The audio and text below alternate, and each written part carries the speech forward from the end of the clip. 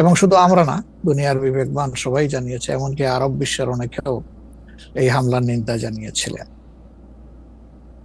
তবে ইরানেরও আত্মরক্ষার অধিকার আছে, যে কারো আত্মরক্ষার অধিকার আছে। আত্মরক্ষার স্বার্থে কেউ যদি কোনো ভূমিকা নেয় তাকে দায়ী করা যাবে না, কারণ সে আক্রান্ত।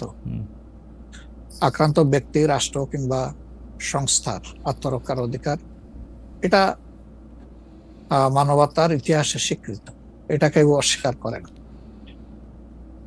কিন্তু আমরা লক্ষ্য করেছি যে এই আক্রমণ প্রতি আক্রমণ, দুই আক্রমণেই শুধু সামরিক লক্ষ্য বস্তুতে আঘাত হানা হয়নি, বিভিন্ন ধরনের আঘাত এসেছে। এবং এক পর্যায়ে আমেরিকা এখানে সম্পৃক্ত হয়ে পড়লেন। অথচ আমেরিকার জায়গা থেকে যুদ্ধ থামানোর ভূমিকা নেওয়াটাই ছিল উচিত, সেটা হয়নি।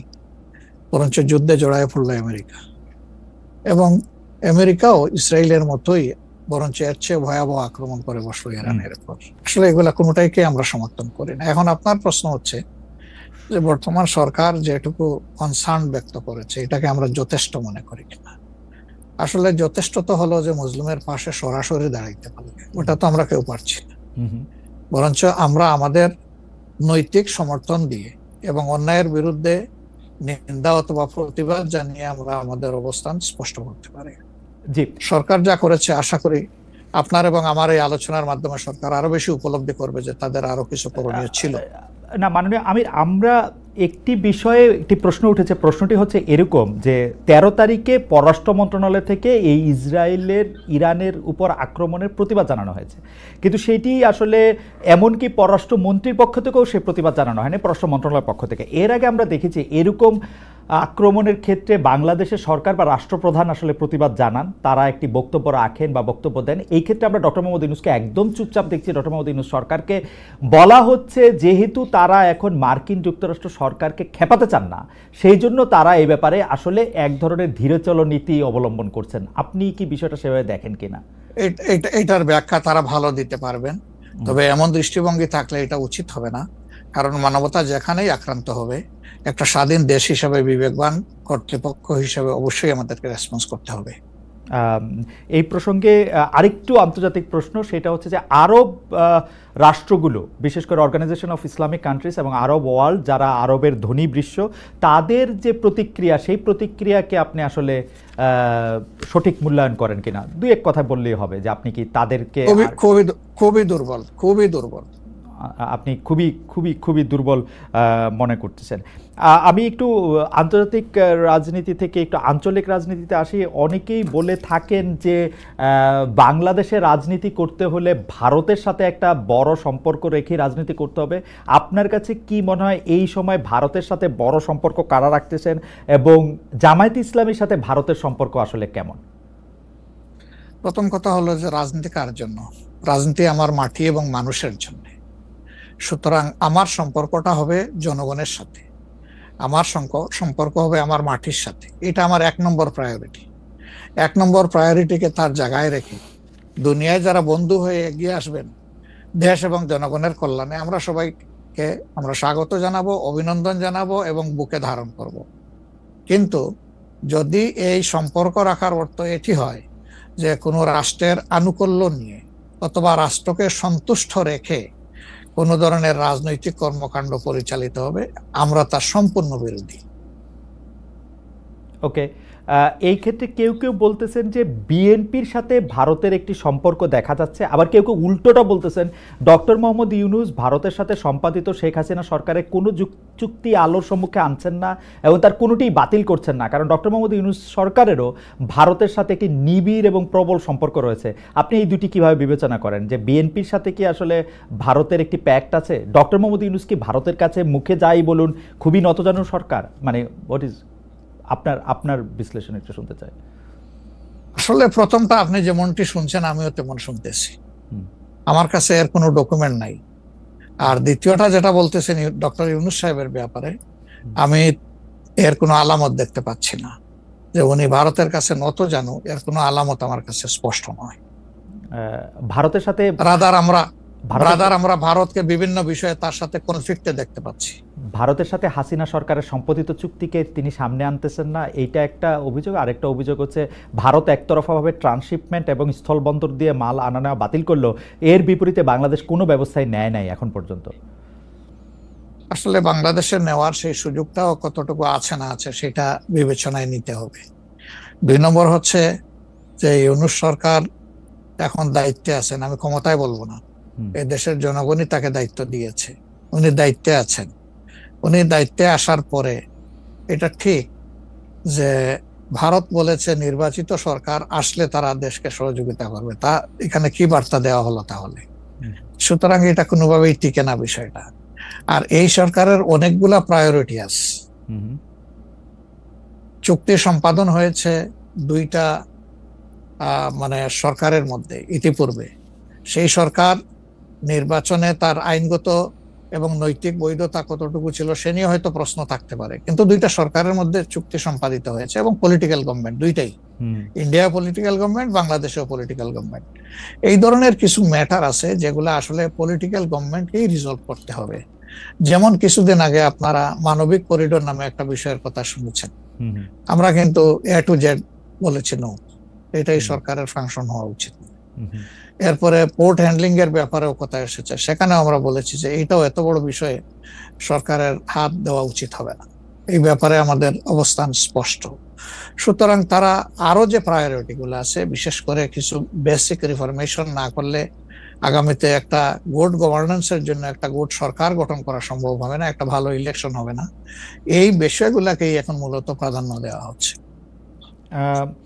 দুটি বিষয়, রাষ্ট্রের দুটি স্তম্ভ সম্পর্কে আপনাকে প্রশ্ন করব। আপনি এখন এই মুহূর্তে বা গত 10 মাস 11 মাসের ডক্টর ইউনূস সরকারের শাসনে আপনার কাছে বিচার বিভাগকে যথেষ্ট স্বাধীন এবং সকর্মক মনে হয় কিনা? আরেকটি বিষয় ফ্রিডম অফ প্রেস। আমি যথেষ্ট স্বাধীন মনে করি না। যতদিন পর্যন্ত বিচার বিভাগ সম্পূর্ণভাবে আলাদা না হবে নির্বাহী বিভাগ থেকে, ততদিন পর্যন্ত এটাকে স্বাধীন বলা যাবে না। যেমন বিচার বিভাগের একটা ডিমান্ড আমাদের আছে যে এটাকে স্বাধীন করার জন্য স্বাধীন সচিবালয় গঠন করতে হবে, সেটা এই সরকারের একটা অঙ্গীকারের মতোই ছিল, কিন্তু এখন পর্যন্ত সেটা হয়নি। আমরা এটা দেখতে চাই যে অবিলম্বে সেটা হোক। যদি স্বাধীন সচিবালয় কায়েম নাই হয় তাহলে বিচার বিভাগ স্বাধীন হবে কিভাবে? নির্বাহীর অধীনে থাকে তো বিচার বিভাগ স্বাধীন হতে পারে না।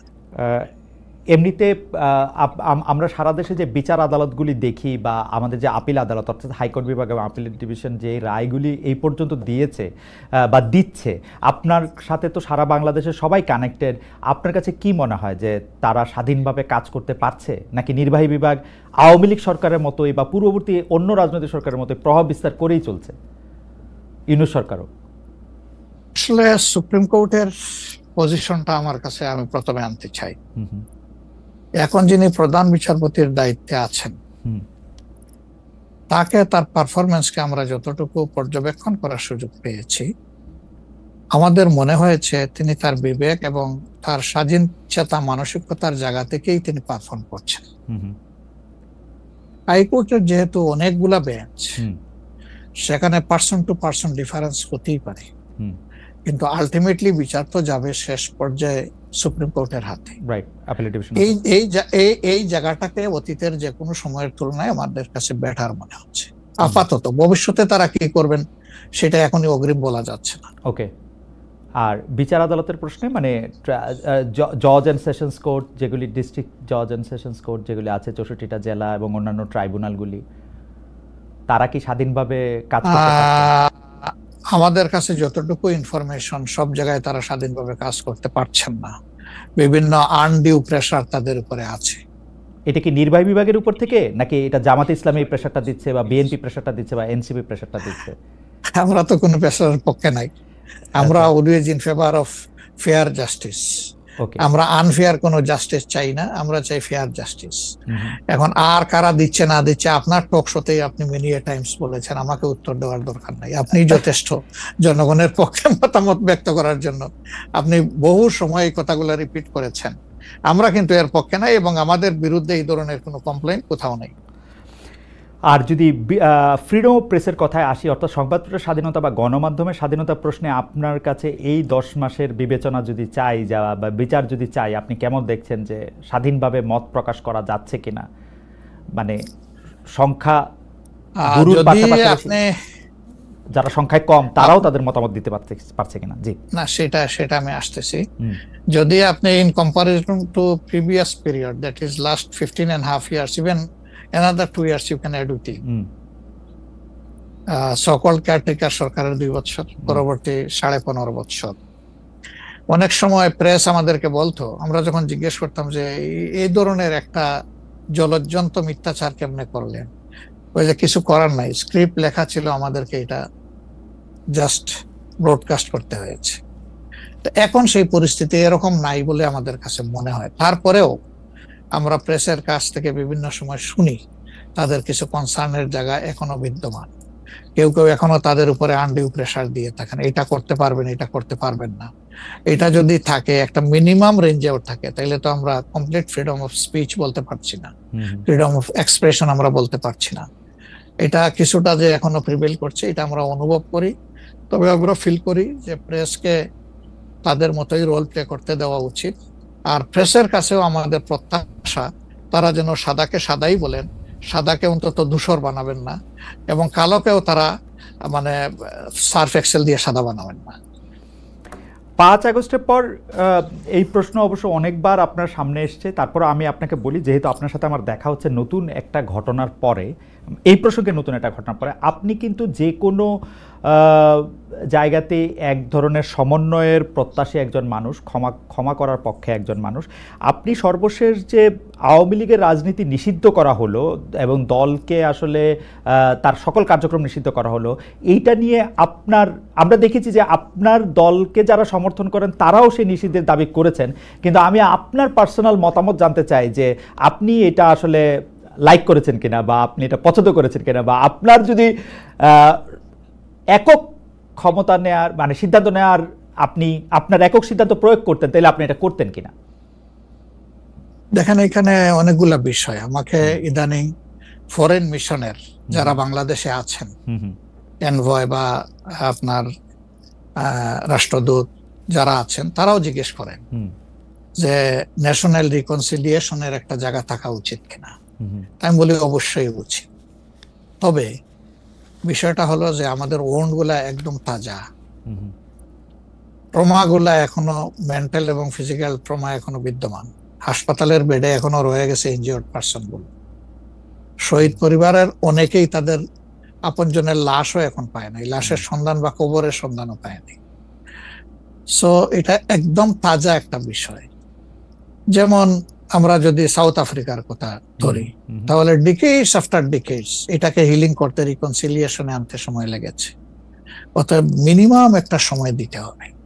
আওয়ামী লীগের ক্ষেত্রে কি হয়েছে, তাদেরকে নিষিদ্ধ করা হয়নি, তাদের কার্যক্রমের উপরে মানে নিষেধ আরোপ করা হয়েছে, তারা ফাংশন গুলা করতে পারবেন। 15.5 বছর তো তারা সুযোগ পেয়েছিলেন। এই দেশে ফেয়ার ডেমোক্রেসি তারা চাইলে কিন্তু কালচার করতে পারতেন এবং ইতিহাসে স্মরণীয় হয়ে থাকতে পারতেন। কিন্তু আসলে আপনিও তো তাদের অনেক কর্মকাণ্ডের প্রতিবাদ করেছেন অত্যন্ত জোরালো ভাবে। আগের আপনার ঠিকানা থেকে, বর্তমান ঠিকানা থেকে, সব জায়গা থেকে আপনি যেখানে যখন ছিলেন আপনি করেছেন। কেন করলেন? এই জিনিসগুলো অ্যাকসেপ্টেবল ছিল না, এই জন্যই তো করেছেন। তো তারা তো 15.5 বছর মানুষকে তাদের কোনো ডেমোক্রেটিক এবং পলিটিক্যাল রাইট দেয় নাই। জাস্টিস পাওয়ার রাইটটাও তারা স্ন্যাচ করে নিয়েছিল। এই ধরনের সবগুলা রাইটই তো কার্যত তারা কেড়ে নিয়েছিল।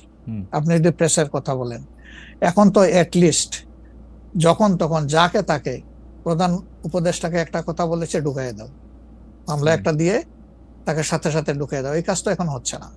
আয়নাগরের ঘটনা তো এখন একটু হইতেছে। মাননীয় আমির, একজন ইউটিউবার আছেন সাব্বির, তাকে জেলে দিয়ে দেওয়া হয়েছে, প্রধান উপদেষ্টাকে কি জানি বলছে। না, আমি বলতেছি সেটা, আমি বলছি যখন তখন হচ্ছে না, গণ হচ্ছে না। 2-1টা কেস হইতেই পারে, এটা এক্সেপশন, কিন্তু আগে তো এটা ছিল প্র্যাকটিস এন্ড র্যান্ডম, এটা কিন্তু এখন হচ্ছে না। তারপরে আপনি দেখেন যে আয়নাগরের যে বিষয়টা, মানুষকে ধরে নিয়ে ঢুকাই দাও, ওয়ার অ্যাবাউট কেউ জানে না, তার ফ্যামিলি জানে না যে মানুষটা বেঁচে আছে নাকি মরেই গেছে, যদি মরে যায় তার কবর কোথায়, আদৌ জীবনে দেখবো কিনা তার কবরটা, সেটাও তো প্রশ্ন। এরকম তো ঘটনা ঘটেছে। এবং যাদেরকে আয়নাগরে নেওয়া হয়েছে তারা কিন্তু সবাই ফিরে আসেননি, তারা অনেকেই এখনো আমরা জানি না তারা কোথায় আছে, আদৌ বেঁচে আছেন কিনা। তো এগুলা তো এখন হচ্ছে না। আর বায়বীয় মামলা যেটা বলা হয় সরকারের পক্ষ থেকে, এখন সরকারের পক্ষ থেকে সেরকম মামলা নেই। এখন মামলা হচ্ছে পলিটিক্যাল যারা বিভিন্ন পার্টিজ আছেন তারা, সেই ক্ষেত্রে এক এক দলের এক একটা দৃষ্টিভঙ্গি। আমাদের দৃষ্টিভঙ্গি হচ্ছে যে ফর ফেয়ার জাস্টিস কমপ্লেইনটা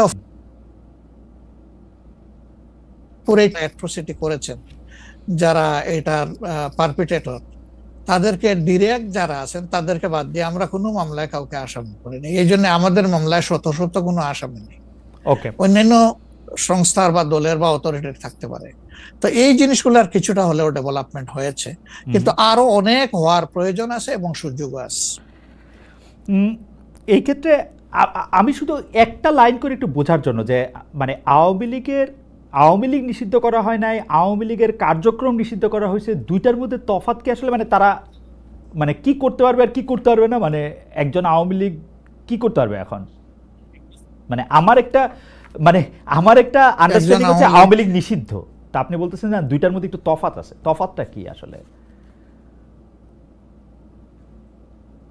দেখেন, নিষিদ্ধ তো আমাদেরও করা হয়েছিল, তাই না?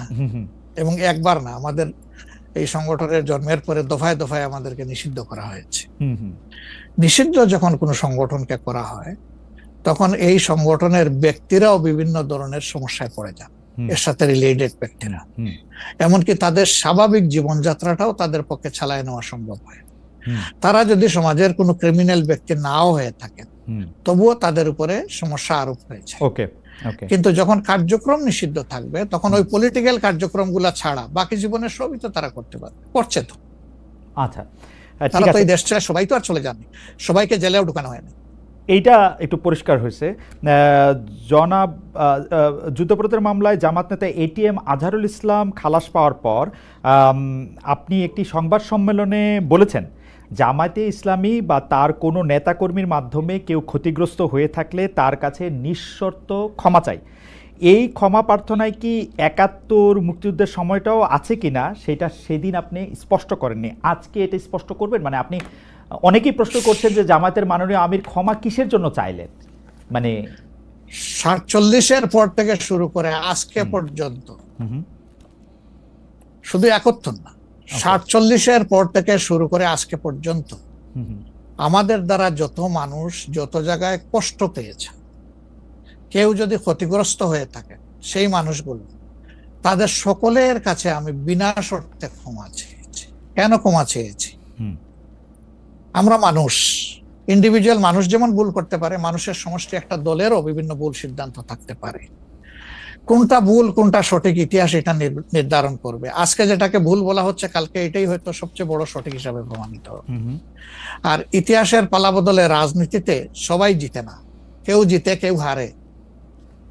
আমরা আদর্শবাদী একটা দল, আমরা বিশ্বাস করি আমরা মানুষ ভুলের ঊর্ধ্বে নই। আমাদের দ্বারা, আমাদের সহকর্মীদের দ্বারা মানুষ বিভিন্ন ক্ষেত্রে কষ্ট পেতে পারে, ক্ষতিগ্রস্ত হতে পারে।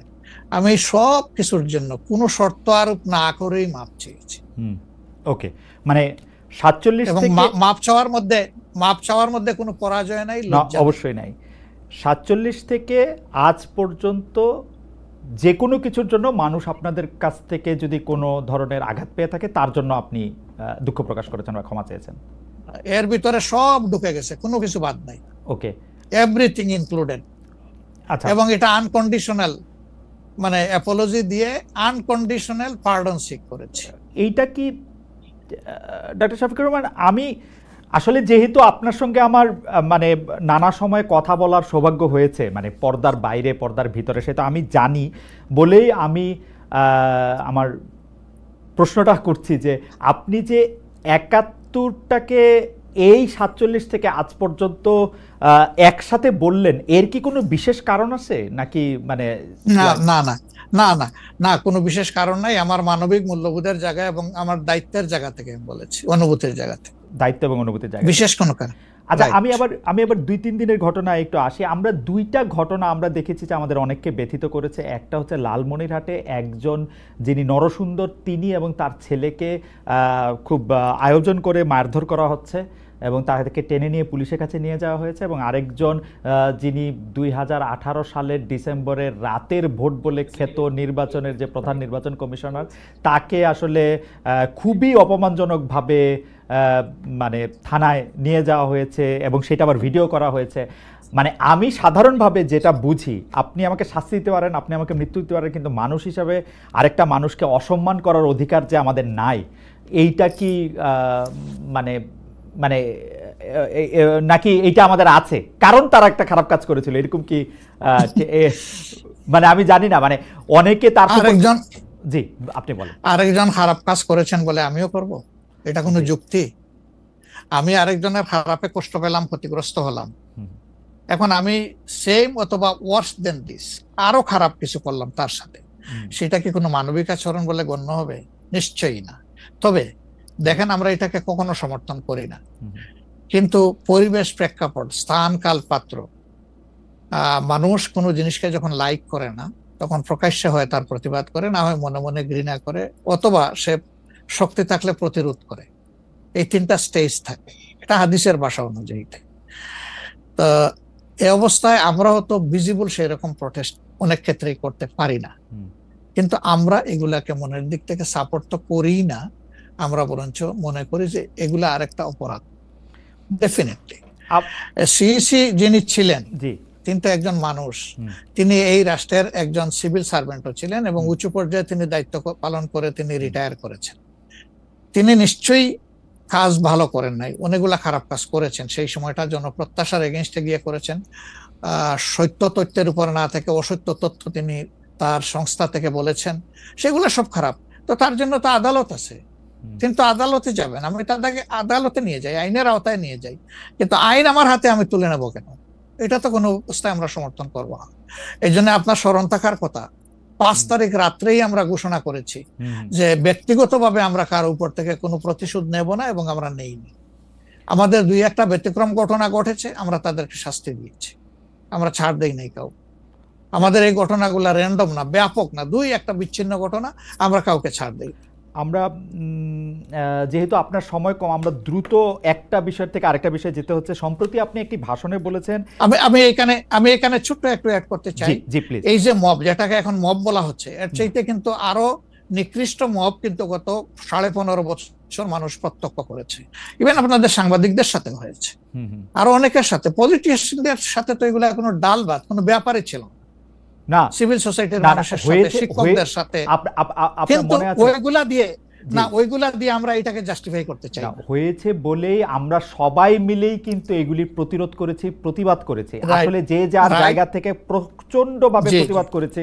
আমার মনে আছে ডয়েচে ভেলেতে থাকতে আমি একবার শেখ হাসিনার নাম করে এতবার বলতেছিলাম যে কেন তিনি এটি করবেন, কেন তার এটি সমালোচনা করা যাবে না এবং কেন তার এটা, মানে আমার মনে আছে যে মানে আমার সাংবাদিকতায় আমি কোনো সময় অ্যাক্টিভিজম করতে চাই না বা অ্যাক্টিভিজমের জায়গা থেকে, কিন্তু এইগুলির প্রতিবাদ আমরা সবাই মিলেই আসলে করেছিলাম, যে যার অবস্থান থেকে। এখনো আমাদেরকে করতে হবে, কিন্তু এখনো যদি আমরা সেই জায়গার মধ্যেই থাকি এবং কেউ কেউ আমরা এটা বলি যে তারা করেছে সেজন্য এটা ঠিক আছে, সেইটার ব্যাপারে আপনার কাছে বিচার দিতে চাইছি। প্রশ্নই ওঠে না, এটাকে সাপোর্ট করা যাবে না। আরেকজন অন্যায় করেছে তাই আমি আরেকটা অন্যায় করবো, এটা চলবে না। আর তাইলে আমরা ভালোর দিকে আগাবো কিভাবে? অ্যাবসলিউটলি আমরা তো আগাতে পারবো না। আপনি সম্প্রতি এক ভাষণে বলেছেন, আরেকটা প্রসঙ্গে যাই, যে সেই গণতন্ত্র হালাল যার মাধ্যমে আল্লাহর বিধান কায়েম করা যাবে, বুলেট নয় ব্যালটের মাধ্যমে যেতে হবে। এটা আপনি বলেছেন হাদিসের রেফারেন্স দিয়ে। আপনার এই বক্তব্যের প্রতিবাদ করেছেন মুফতি ডক্টর সাইয়েদ মোহাম্মদ এনায়েতুল্লাহ আব্বাসী ওয়াসিদ্দিকী। রবিবার ফেসবুক এক পোস্টে দাবি করেছেন যে তিনি হাদিসের সুস্পষ্ট অপব্যাখ্যা করেছেন। আপনি এক লাইনে আবার একটু ব্যাখ্যা দিবেন কিনা? আমি হাদিসের দেই নাই, আমি বলেছি যে ডেমোক্রেটিক যে প্রসেসটা, এটা রাসূল করিম সাল্লাল্লাহু আলাইহি সাল্লামের পরে যারা রাষ্ট্র পরিচালনা করেছেন খোলাফায়ে রাশিদিন, তাদের সময় ছিল এবং এটা বাস্তবতা আমরা সবাই জানি। হযরতে ওমর খুতবা দিতে দাঁড়াইছেন, সাধারণ মুসল্লি বলছে আমি আপনার খুতবা শুনবো না। কেন শুনবেন না? ওই যে আমরা কুশাগার থেকে কাপড় পাইলাম, আমার কাপড়ে লম্বা জামা হইলো না, আপনারটাই লম্বা জামা হইলো কেমনে? এই তো সেম কাপড় দেখতেছি। তখন তিনি তার ছেলে আব্দুল্লাহ ইবনে উমরকে বলেছিলেন, বাবা তুমি এবার জবাব দাও। তিনি দাঁড়াইয়া বললেন যে দেখেন, বাবা তো রাষ্ট্রের দায়িত্বশীল, তার সাথে বিভিন্ন বিদেশি প্রতিনিধি দল আসে। এই রাষ্ট্রের সম্মানে আমি বাবাকে বলেছিলাম যে বাবা, আমাদের পোশাক 2 টুকরা করে কাটার দরকার নাই, আপনি অনুমতি দিলে আমি কোষাগারকে রিকোয়েস্ট করতে চাই যে আমাদের 2 পিস না কেটে দিয়ে দেওয়ার জন্য, সেটা দিয়ে আপনি জামা বানাবেন। তো আমার বাবা এবং আমার 2 পিস মিলে উনার 1 পিস হয়েছে, এবং তাই উনার জামা লম্বা। তো লোকটা বসে আল্লাহ শুকরিয়া আদায় করে বললেন যে খলিফাতুল মুসলিমিন, এবার আপনি আপনার খুতবা দেন, আমি শুনবো, মন ভরে শুনবো। তো এই দেখেন, এটাই তো বিউটি অফ ডেমোক্রেসি। ওই যে আপনি ফ্রিডম অফ এক্সপ্রেশন বললেন, এর চাইতে ভালো ফ্রিডম অফ এক্সপ্রেশন কোথায় পাবেন আপনি? আমি বলেছি যে না, গণতন্ত্র হচ্ছে এটা কোনো ইজম না, এটা আপনি নিজেও জানেন। গণতন্ত্র কোনো মতবাদ না, it's a way to establish your ism. আপনি যেটা চয়েস করেন, এটা ক্যাপিটালিজম হইতে পারে, সোশ্যালিজম হইতে পারে, কমিউনিজম হইতে পারে, এরকম যেটাই হোক সেটা আপনি করবেন। কিন্তু এটা একটা ওয়ে, এই বাহনের উপরে আপনি চড়ে যাবেন। সেটা যদি আল্লাহর দিন কায়েমের উদ্দেশ্যে হয়, তাহলে অবশ্যই এটা মুসলমানদের জন্য হারাম হওয়ার কথা না। এখন আমার কথার সাথে তো ডিফার করতেই পারেন, উনি একজন লার্নেড মানুষ, আমি তাকে রেসপেক্ট করি, এবং কারো ডিফারেন্সটাকেও আমি রেসপেক্ট করি। কারণ এটা না হলে তো আপনার ফ্রিডম অফ এক্সপ্রেশন থাকবে না, এবং মাল্টিকালচারাল সোসাইটিও বিল্ড আপ করা সম্ভব হবে না। আচ্ছা, অ্যাবসলিউটলি ফাইন। আচ্ছা, আপনি শুক্রবার একটা দলীয় কর্মসূচিতে বলছেন যে দিন কায়েমের চেষ্টা বা প্রচেষ্টা ঐচ্ছিক নয়, মুমিনের উপর ফরজ। আরবার আপনাদের দীর্ঘদিনের একটা স্লোগান হচ্ছে এরকম, আল্লাহর আইন চাই। এখন একটি নতুন প্রচারণা, মানে অনেক দলকেই ক্ষমতায় দেখা যায়, মানে জামাত ইসলাম একটা নতুন প্রচারণা এরকম যে অনেক দলকেই ক্ষমতায় দেখা হয়েছে, জামাতকে একটিবার সুযোগ দেওয়া হোক, আপনারা যদি নির্বাচনে জিতে ক্ষমতায় যেতে পারেন তাহলে কি বর্তমান ব্যবস্থা পাল্টে কোরআন সুন্নাহ ভিত্তিক শাসন বা শরিয়া আইন, শরিয়া ব্যবস্থা চালু করবেন? আসলে দেখেন, কোরআন সুন্নাহ ভিত্তিক মানে অনুশাসন যেটা, এটার ব্যাপারে সমাজের পারসেপশনের বিভিন্নতা আছে, ভিন্নতা আছে। আমাদের বাংলাদেশের যে সংবিধান আছে, এই সংবিধানের অনেকগুলা আর্টিকেল, অনেকগুলা ধারা উপধারা কোরআনের সেন্সের সাথে পুরোপুরি মিলে যায়, এটার সাথে কোনো ডিফারেন্স নাই। আবার কিছু কিছু ধারা আছে সেখানে কনফ্লিক্ট, কন্ট্রাডিকশন আছে। ওরকম পরিবেশ পরিস্থিতি যখন আসবে, জনগণের প্রত্যাশার আলোকে এটা মানে সবার সাথে ইন্টারেক্টিভ হয়, সবাইকে সাথে নিয়েই ইনশাআল্লাহ ভালো জিনিসগুলোকে আমরা ইনপুট দেবো আল্লাহ থেকে। তবে এটাও মনে রাখার বিষয় যে কোরআনী শাসন হঠাৎ করে আল্লাহ তাআলা এস্টাবলিশের হুকুম দেন নাই, it was a gradual process. Say for example মাদক কিন্তু দুনিয়ার কেউ কিন্তু এটাকে অ্যাপ্রুভাল দেয় না, বাট এটার প্র্যাকটিস সব জায়গায় আছে, এটা বাস্তবতা। তো সেই মদ যখন হারাম ঘোষণা করা হয়, নিষিদ্ধ করা হয়, তখন কিন্তু 3 পর্যায়ে গিয়ে চূড়ান্তভাবে এটা নিষিদ্ধ করা হয়েছিল। তো এটা গ্রাজুয়াল একটা প্রসেস। আপনি একটা ক্রাইম থেকে, দীর্ঘদিনের প্র্যাকটিস থেকে মানুষকে সরাবেন, আল্লাহ তাআলার সেই বিধানকে অনুসরণ করেই আমরা আগাবো ইনশাআল্লাহ। 5 আগস্টের পর থেকে বিএনপির পক্ষ থেকে যেহেতু জাতীয় নির্বাচনের দাবি জানানো হয়েছিল, এটা নিয়ে অনেক তাদেরকে রঙ্গব্যঙ্গ করা হয়েছে। জামায়াতে ইসলামী মাঝামাঝি থেকে ফেব্রুয়ারি ইলেকশনের কথাও বলেছে, রোজার পরেও ইলেকশনের কথা বলেছে, রোজার আগেও ইলেকশনের কথা বলেছে, কিন্তু আমরা দেখতে পাচ্ছি জামায়াতে ইসলামী 300 আসনে প্রার্থী ঘোষণা করে ফেলেছে। আপনারা যদি পরে কোনো রাজনৈতিক জোট করেন বা পরে যদি কোনো ধরনের রাজনৈতিক সমঝোতার মাধ্যমে জাতীয় সরকারের একটা আবহ তৈরি হয়, তাহলে কি হবে? আপনারা এখনই জোট ঘোষণা করে ফেলেছেন, সেটা কেমন হলো? আলহামদুলিল্লাহ, এটা আমাদের সাথে যাদের ইন্টারেকশন আছে তারা সবাই জানেন। আমরা বলেছি যে এটা আমাদের অফিসিয়াল ঘোষণা না, এটা হলো প্রাথমিক সিলেকশন, এবং সমস্ত আমাদের নমিনি যারা হবেন তাদেরকে সেম মেসেজ দেওয়া হয়েছে যে জাতীয় বৃহত্তর স্বার্থে যে কোনো সময় যে কোনো পরিবর্তন যে কোনো আসনে আসতে পারে। আমাদের সংগঠন এটার জন্য পূর্ণ প্রস্তুত। প্রয়োজনে আমার থেকেই পরীক্ষা শুরু হবে, কোনো অসুবিধা নেই। আপনার কাছে ছোট একটি পরীক্ষা, সেটি আপনার পরীক্ষা না, আপনার কাছে একটি ছোট পরীক্ষা। আপনি কুষ্টিয়া 3 সদর আসনে জামাত ইসলামের এমপি প্রার্থী হিসেবে ঘোষণা করা হয়েছে জনপ্রিয় ইসলামী বক্তা জনাব আমির হামজাকে, কিন্তু এদিকে আবার জামাতি ইসলামীর শুরা সদস্য জনাব ফরাজ হোসেন রয়েছেন, তার নামও জোরে সোরে শোনা যাচ্ছে। অনেকে বলছেন যে তৃণমূল জামায়াত আসলে পছন্দ করে নাই হঠাৎ করে এরকম একজনকে মনোনয়ন দেওয়া।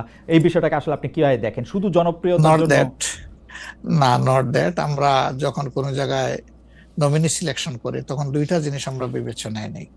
একটা হলো যে এই নমিনির ব্যাপারে স্থানীয় সংগঠনের যারা নেতাকর্মী আছেন তাদের দৃষ্টিভঙ্গি কি, 2 নম্বর হচ্ছে জনগণের দৃষ্টিভঙ্গি কি। এই 2টা বিষয়কে আমরা বিবেচনায় নিয়েই প্রার্থী সিলেকশন করি।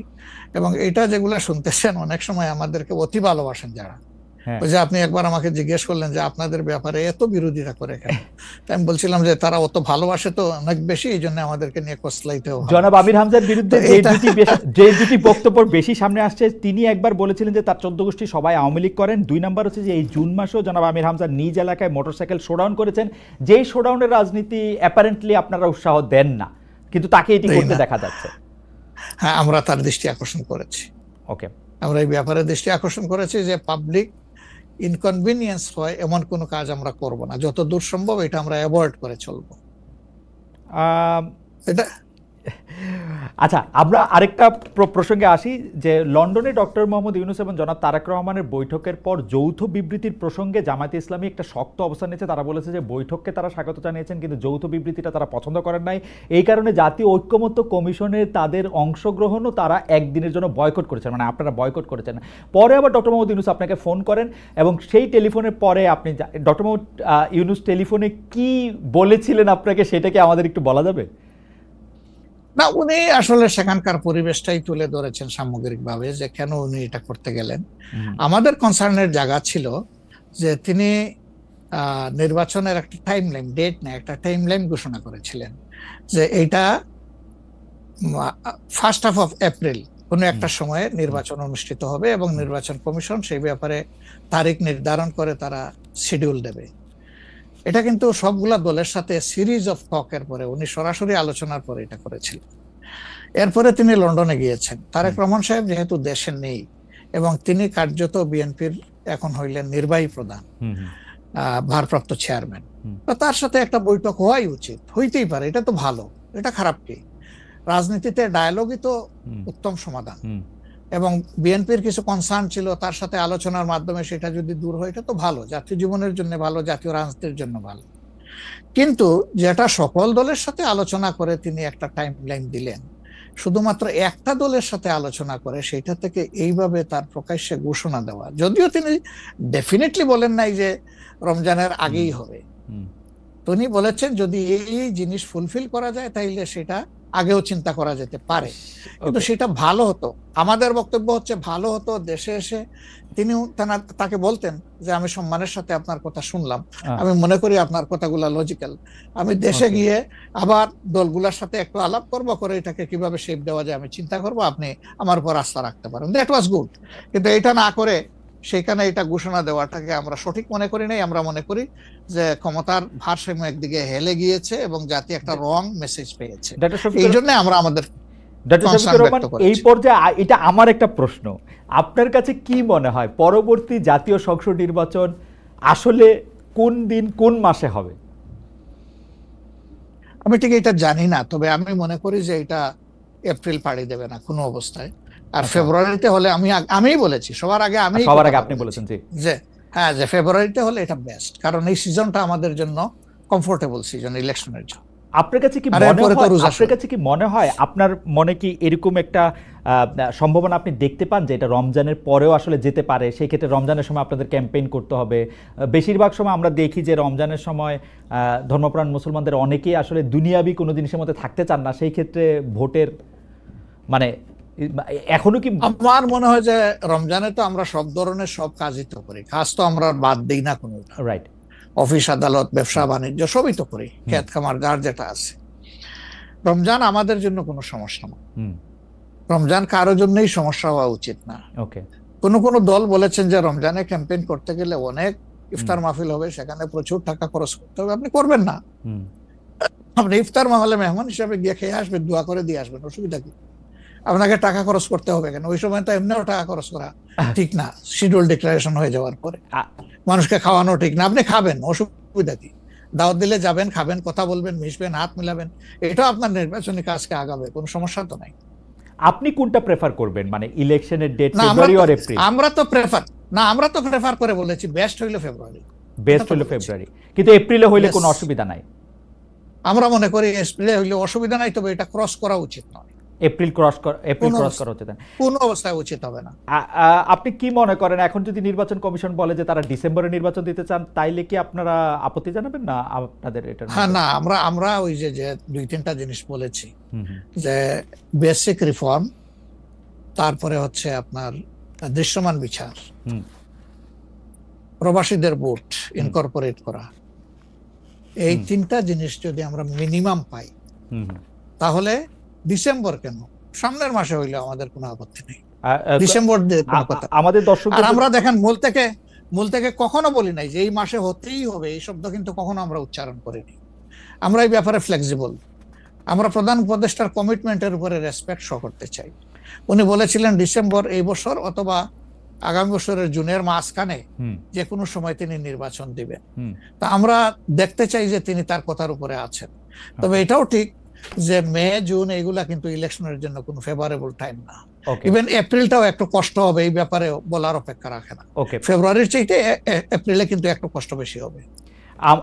আপনাকে যেহেতু মানে একটু তাড়াতাড়ি, সেজন্য আমাদের শেষ প্রসঙ্গ সেটা হচ্ছে বিএনপির সাথে জামায়াতে ইসলামের সম্পর্ক। আমরা দেখেছি যে আপনি এবং আপনাদের দলের নায়েবে আমির, তারা দুজনেই বিএনপির চেয়ারপারসন এবং ভারপ্রাপ্ত চেয়ারপারসন যারা লন্ডনে ছিলেন তাদের সাথে দেখা করেছেন। দেখা করার পরে আমরা রাজনীতিতে একটা ইতিবাচক সুবাতাস দেখেছিলাম। আপনি এসে ফেব্রুয়ারিতে ইলেকশনের কথা বলেছিলেন। এখন আবার ব্যাপারটা আসলে কোন জায়গায়, মানে জামায়াতে ইসলামী বিএনপি কি পরস্পর মুখোমুখি অবস্থায় আছে? তাদের মধ্যে কি আবার একটা সদ্ভাব, মানে আসলে অবস্থাটা কি এখন? না, আসলে সমস্যাটা আমাদের না, সমস্যা আপনাদের। আচ্ছা, মিডিয়ায় যারা আছেন তাদের।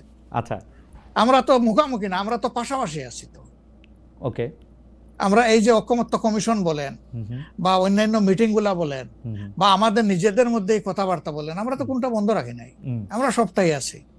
কিন্তু কতিপয় মিডিয়া, সবাই না, এই কুচায় কুচাইয়া টেনে টেনে সুতা বাইর করে কোথায় একটু বিএনপির মুখোমুখি জামাত হবে, জামাতের মুখোমুখি বিএনপি হবে। এটার মধ্যে জাতির কি কল্যাণ আছে আমরা বুঝতে পারি না। আমাদের তো ওরকম কোনো রেশারেশির সম্পর্ক নাই।